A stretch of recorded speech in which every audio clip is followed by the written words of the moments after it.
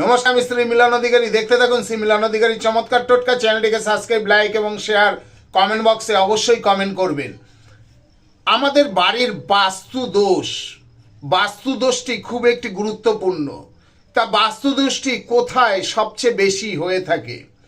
আপনার যদি উত্তর পূর্ব কোণে যদি আপনার পায়খানা বাথরুম হয়ে থাকে, দেখবেন ওই বাড়িতে প্রচুর বাস্তুদোষ থেকে থাকে এবং ওই বাড়িতে ক্যান্সার রোগে আক্রান্ত হওয়ার সম্ভাবনা প্রবল থেকে থাকে। যদি আপনার দক্ষিণ পশ্চিম কোণে পায়খানা বাথরুম থাকে, তাহলে দেখবেন ওই বাড়িটি লোনে ডুবে থাকবে এবং যত আয় তত ব্যয় হয়ে থাকে, অর্থাৎ বাস্তুদোষ। তাই বলবো, দেখবেন ওই দোষগুলো যদি আপনি কাটাতে পারেন, তাহলে আপনার বাস্তু সমস্যা থেকে আপনি মুক্তি পেতে পারেন। আপনি এই জায়গাটা